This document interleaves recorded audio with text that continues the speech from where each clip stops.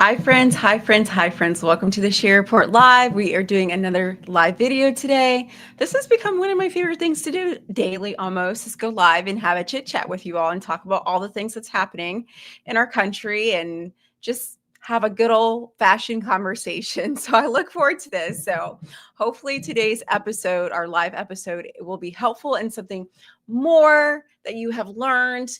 Like I said, every video is just to educate us, to know what we're up against, and to just keep us really informed on things, okay? Keep us ahead of the curve because there is a lot going on. And just to say the least, I have learned so much. I'm continuing to learn so much. You guys are learning with me. Thank you so much for joining on this journey. And in the meantime, because a lot of this takes a lot of research, everything I'm doing takes a lot of research and reading and sharing all the things. Please support my independent research and reporting by subscribing, following all the things, and sharing. Thank you, thank you, thank you. Okay, with that being said, so the title of this video, I named it, Everyone is Talking About, why is everyone saying we are the United States of the I group? Okay. And we know we have to be very, very cautious about what we say, how we say all the things. So that's the reason why I'm going to continue using that, the I group. Okay. And it seems like we've continued to harp on this. And it's not harping because every single time I turn around, it seems like their name comes up in something in relation to our government.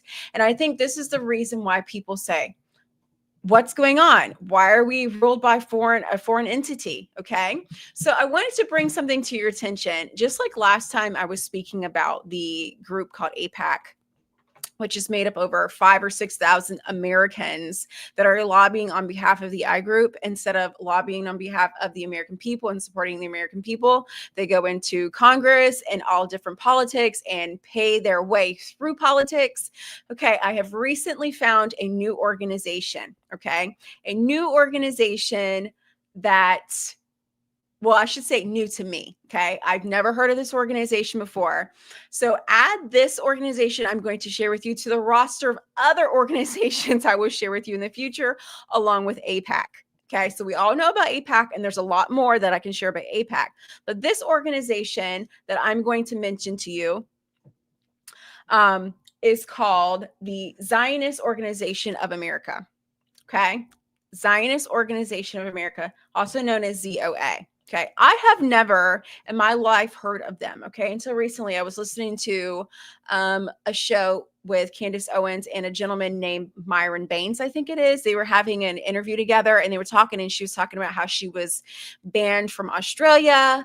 And then there's kind of like a package deal with New Zealand. So she was banned from both places, but I think eventually was released to go to New Zealand. Anyway, she was just talking about just different things. So anyway, she had mentioned this organization. I'm like, oh, let me look into this. And my, oh my. All right. I'm going to play the video for you. Not the whole entire thing, but I'm going to play because a lot of it is a bunch of nonsense, in my personal opinion, and it will be your opinion as well. But I'm going to play the organization. There's a couple different videos, but I'm going to play the one. And there's a person that shows up in the video and other videos and other articles that I have read about the ZOA. Okay. This person just keeps showing up and other people keep showing up. And it's so funny because it makes so much sense. Okay. One of the things I wanted to say is that the Zionist group, they were actually started by this gentleman in 1897, this gentleman named Theodore Herzl. Okay. He actually started it. That's where the whole Zionist movement got started.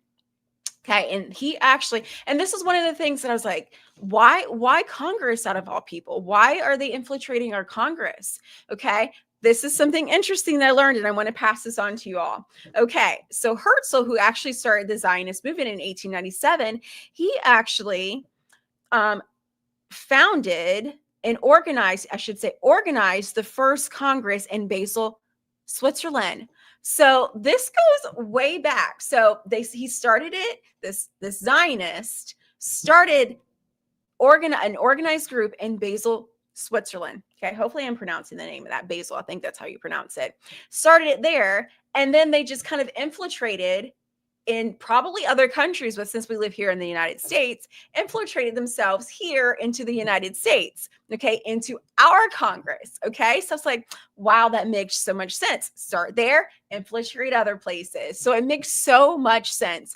Okay, so I'm going to play this video and I'm going to stop it in certain areas for us to dissect and analyze this, but so interesting. Okay, so let me pull this up really quickly for you all to see. All right, let me go back here and put this on the screen for us. All right, let's play this.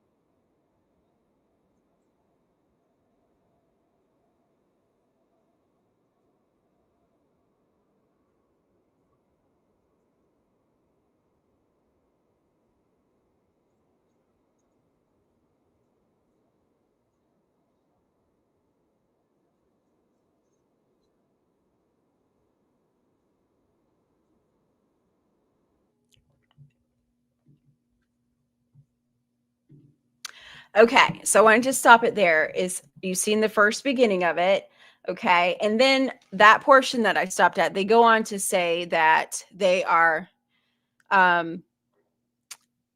basically infiltrating the campuses. So, can you guys all see the video? Let me know if you can see the video. All right, anyway, so it goes on to say that they go to infiltrate the campuses pretty much, and they kind of make some changes in legislation, all the things, and basically indoctrinate the students. Okay. So that's basically what they do. Okay. So I just wanted to show that part too, but it gets even more interesting. All right. So I'm going to continue playing it. Let's go back to it. Let me fast forward just a little bit because they, like I said, they talk about the campuses and everything. All right. So let me go back.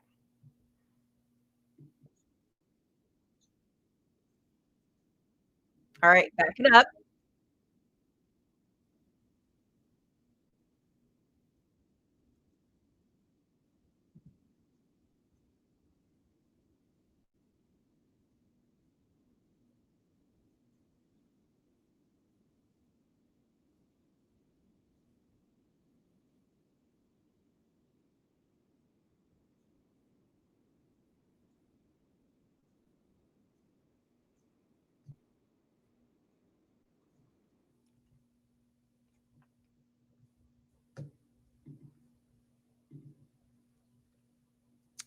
Okay, so you guys said the video is not playing. Let me start this for you again. 1 second. Having some technical difficulties again. All right, let me see. Share screen.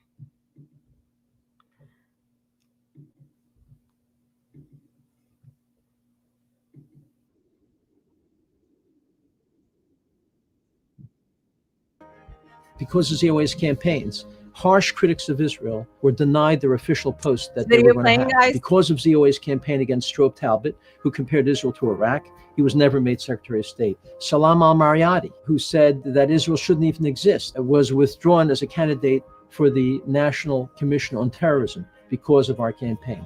Charles Freeman, who was appointed as the National Intelligence Director, a harsh critic of Israel. I'm going to back it up, back a little bit, because I want you to see this part again. Okay.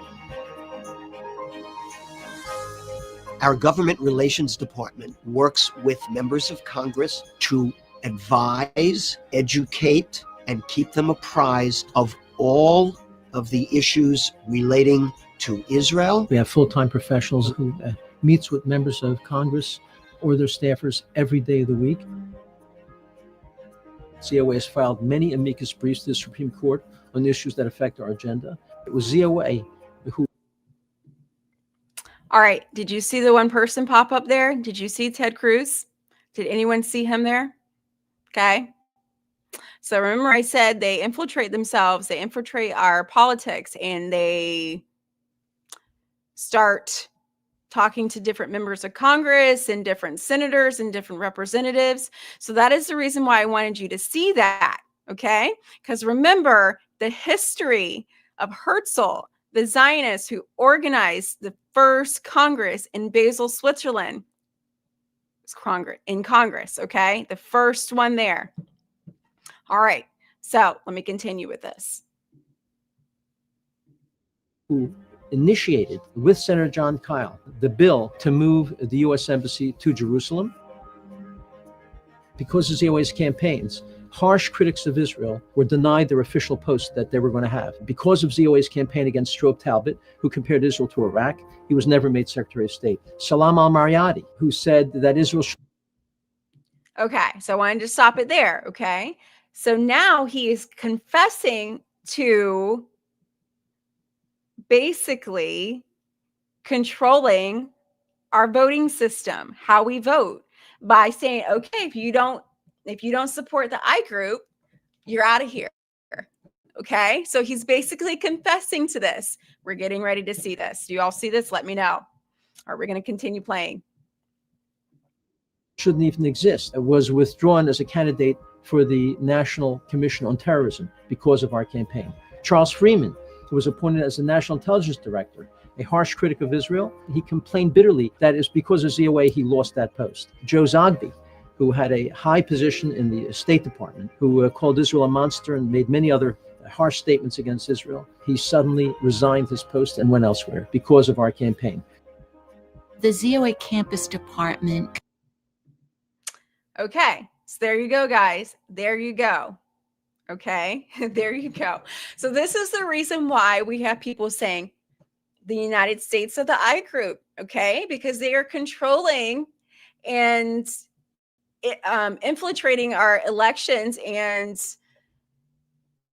causing people to not be able to run or get their seat or get out of their seat. Like they said, that person said, you know, the ZOA caused me not to be in this role. Okay. So this is the things that I am talking about over and over again. Like I said, they just keep coming up. They just keep coming up. They go on to say that the government relations department works with members of Congress, like I said, and they just basically infiltrate things. And this is why I have lost all faith in our voting system, in our elections, and even in our politics. There's like no way for people that we want in there to survive unless they support the I group. Okay. So they meet with Congress, and he also says they meet with them every day of the week or their staff. Okay. So that's another thing, like give it a break. Let us focus on our own country for once. Okay. But no, they meet with Congress or their staff every day of the week. Okay. Every day of the week. So interesting. It is just very, very, very interesting. They affect our elections. Okay. So that is so very interesting. One of the other things that I have learned about it, and I wrote some notes down so that I wouldn't forget this. There's also a ZOA of Florida, There's one in Pittsburgh. There's one in Michigan. Okay. And actually earlier this year, they actually had a conference back in May, and they're also having a conference in Miami, actually, 2 weeks from now. They're having a conference. Okay. And it's called the Jerusalem Conference.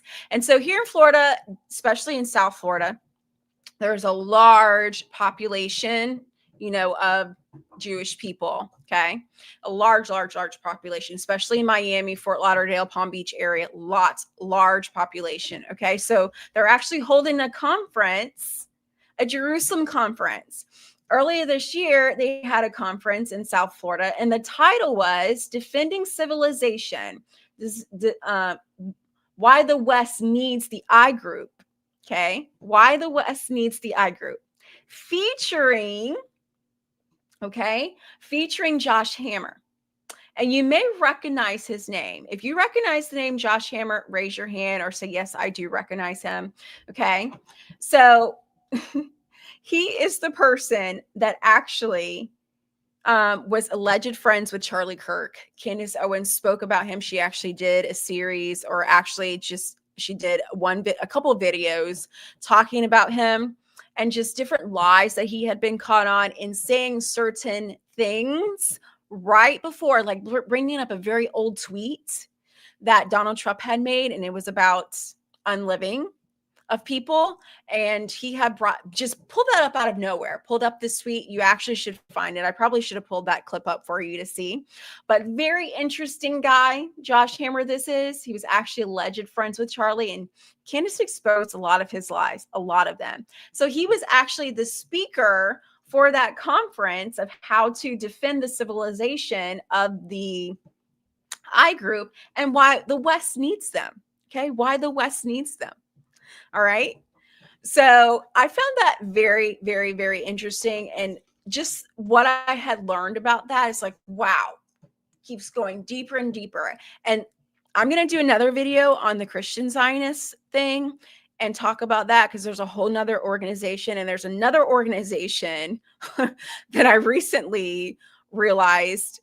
And it's like, wow, just completely wow. Not only is it politics, but also in the religion, and Christian Zionists believing the wrong thing, thinking things that are unscriptural, and pushing that out to the masses. So stay tuned for that video. That'll probably be in a couple weeks. It is Thanksgiving weekend. By the way, I'm thankful for all of you who join and subscribe and all the things. Very, very grateful for your support. All the comments, I do see them. Can't respond to every single one of them, but I'm always grateful for your support. So I wanted to say that. So since we are on the topic of Candace, I wanted to, actually before that, I want to show you one other thing about ZOA before I talk about Candace. And this is so important, this other topic. Let me show you. Let's pull this up. Hopefully you will be able to see this.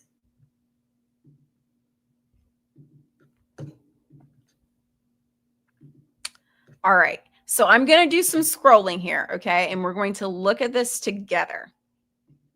All right. So this man right here, he is the president of the ZOA, the national president. His name is Morton Klein. There's a lot of information here about him. A lot of recognition that he has here from different places. And I'm going to scroll down because there's something that caught my attention. All right. So right here highlighted Huckabee TV. Huckabee TV. So remember Mike Huckabee, actually, he joined himself with a traitor of the United States who was actually spying on the United States and selling secrets to the I group. Okay. And actually giving secrets. He actually, it was like a small fortune. I think it was like $30,000 or $40,000 a year, but he actually was doing it to help them because he loves the I group more than he loves the United States that he was living in. And then he served, and he was actually in prison for quite a long time. Okay. Like 30 years or something like that. This has happened in the 80s. He was in prison for 30 years. This guy, his name's Jonathan Pollard. And the I Nation welcomed him in. And the first person that he wanted to go see was actually Mike Huckabee. Okay. The ambassador to Israel. He wanted to go see him. So I wanted to point that out to you all because I found it quite interesting. All right. So Huckabee TV. So we're going to scroll down. Okay. Congressional testimony. Remember, they're always hanging out in our Congress all the time. All right. So let me scroll down a little bit more because there's so much that I can share with you all. And we'll have to dive deeper into this one day when we have like tons of time. All right. So there was something else that I wanted to show you all. So we got this here. And it talks a little bit about his father. Oh, who? Okay. This person right here. All right. Hanging out with this man. All right. And there's also a name up here that I want to show you that just keeps showing up. He was actually in one of the videos that we had seen, and there was also some other names. And here, let me find it. It was under...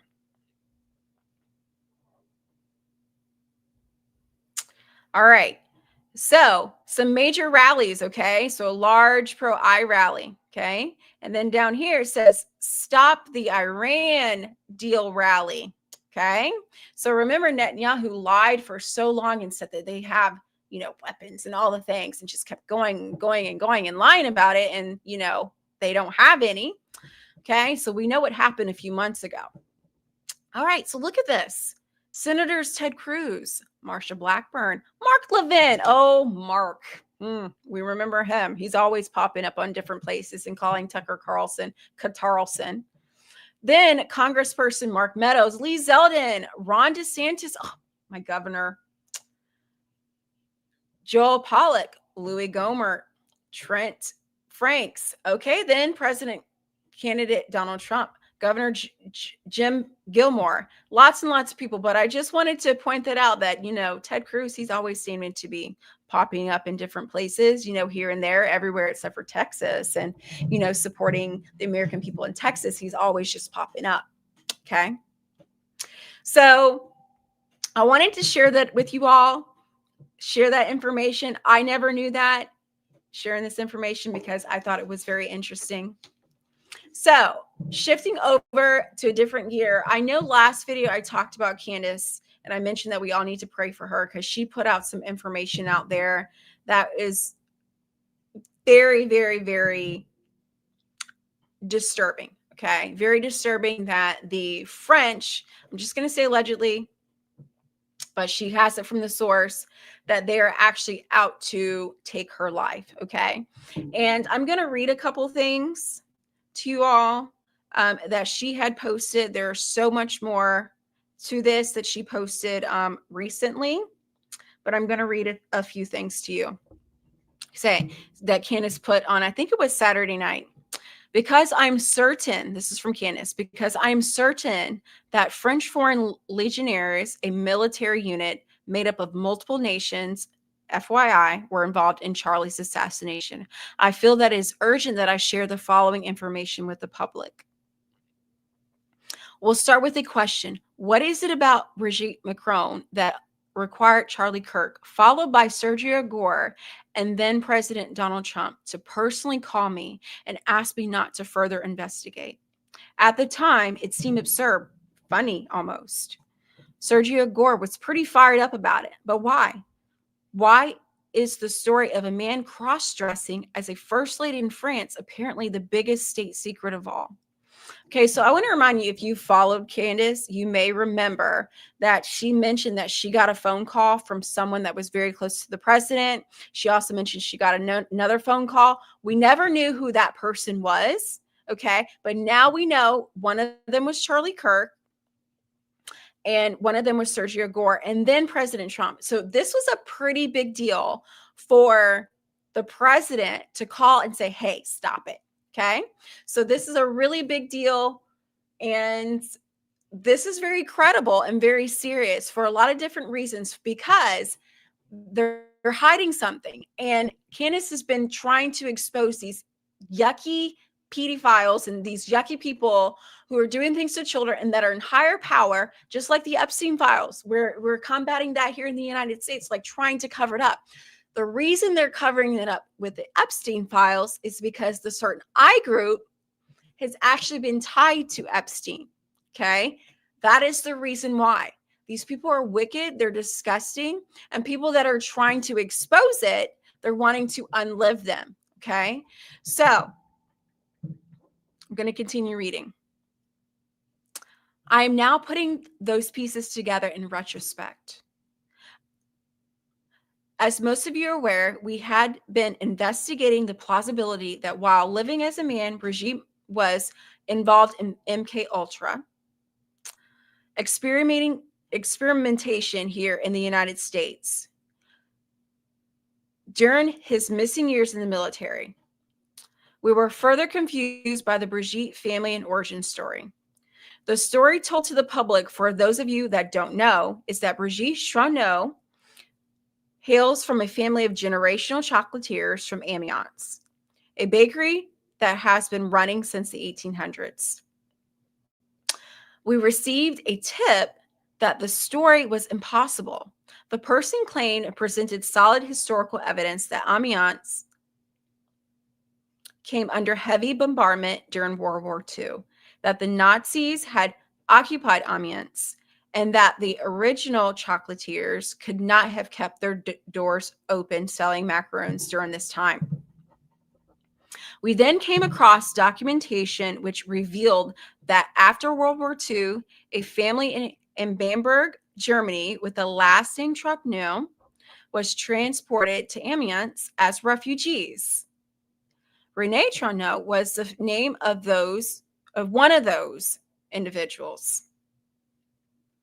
So then she shows the, I guess you would say, the documentation of that. I had begun to wonder if it were possible that actually Brigitte's lineage was German.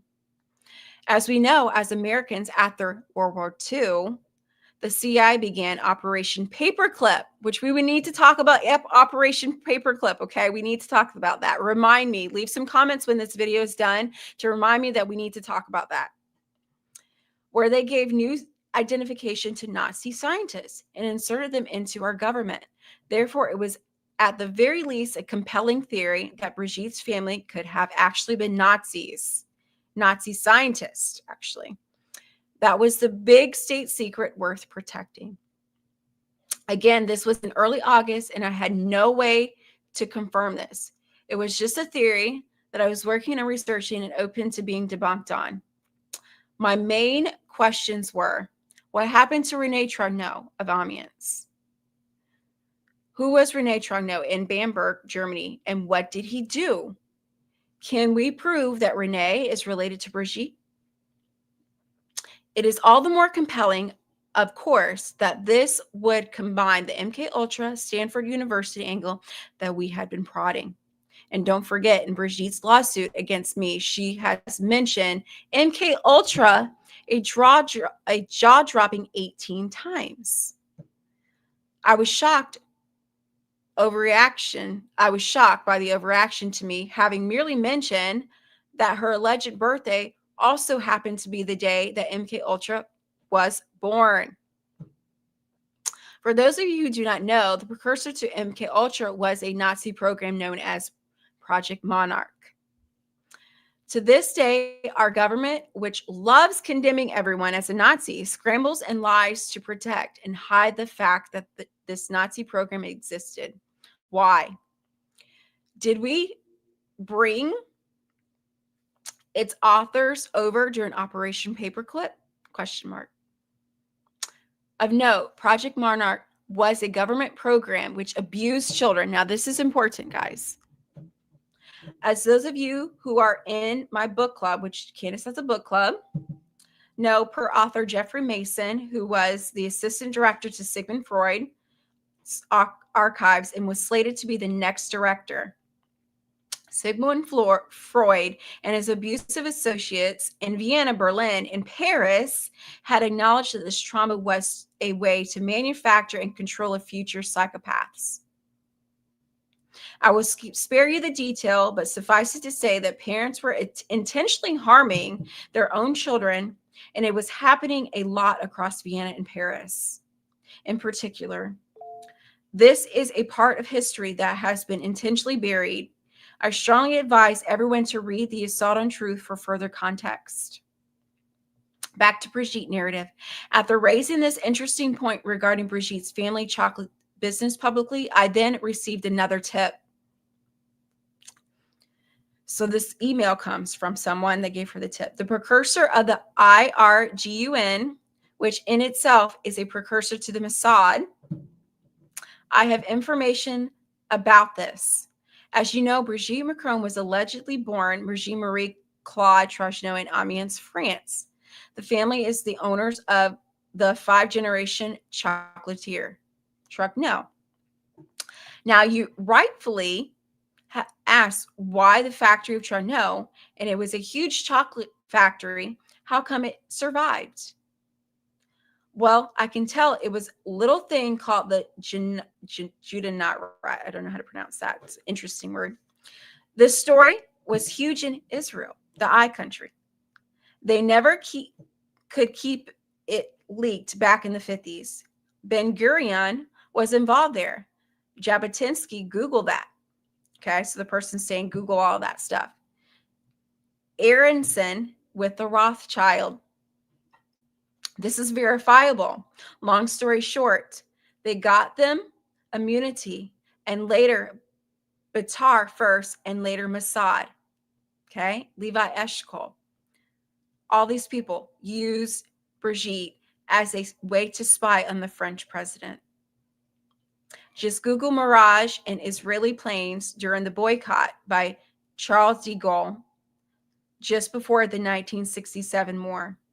Then check how Mossad agents got the plans for their jet fighters.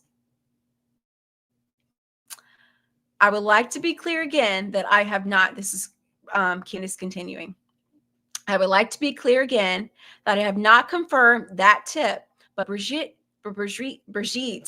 excuse me, having a connection to Israel somehow would make sense given the protection he's afforded and the extraordinary lengths taken to guard something so obvious like her true gender. They seem willing to kill over this secret, which signifies to me that her true lineage is from a powerful family. The I group is the only nation that I feel has the pull to demand that Trump call me. It is also the nation that would have had Sergio call me and Charlie Kirk. What I'm utterly confounded by is the unnecessary deceit. If Trump has simply called me and said, Brigitte is a state asset and we need you to protect that information at this time as a matter of national security, I would have done it.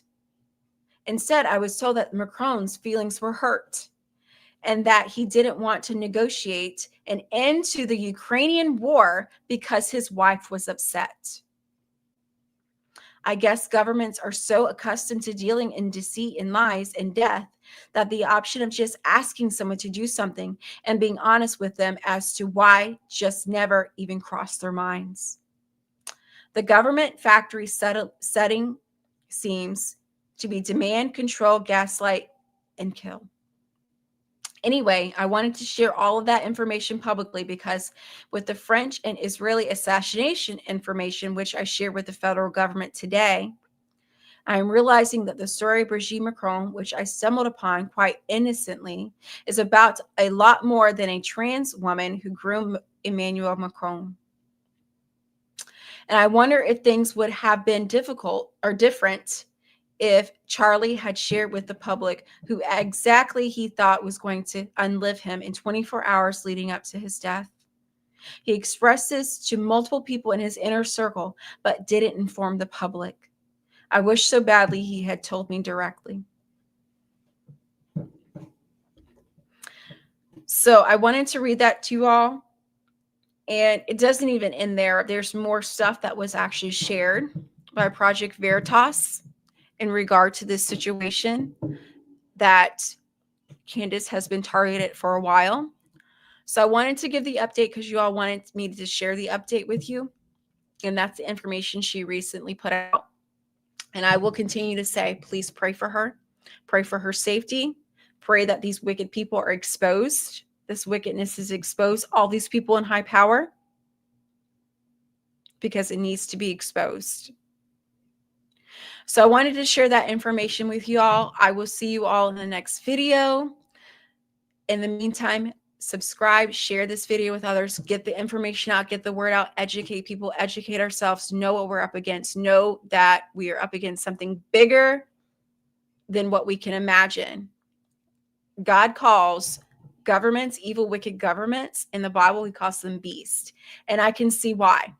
Okay, I can see why, because they act like beasts. They're ravaging, they're evil, they like to devour, and they definitely act like beasts. So I'm looking for a new system with peace, love, God ruling, everyone is happy, healthy, safe, and you don't have to worry about the evil wickedness that we have on this earth. But in the meantime, while we're here, we have to continue fighting. Okay. We have to continue fighting the good fight. We have to continue standing strong and standing together and standing against the evilness. Okay. All right. Thank you all so much for joining. I really, really, really appreciate you all being here. And I may do a very different video coming soon leading up to Thanksgiving. Stay tuned for that. I'm going to probably have that up. Something new and different. And then the following week, it's my birthday. So maybe we'll do something fun then. All right. I'll see you all in the next video. Thank you all for joining. See you soon.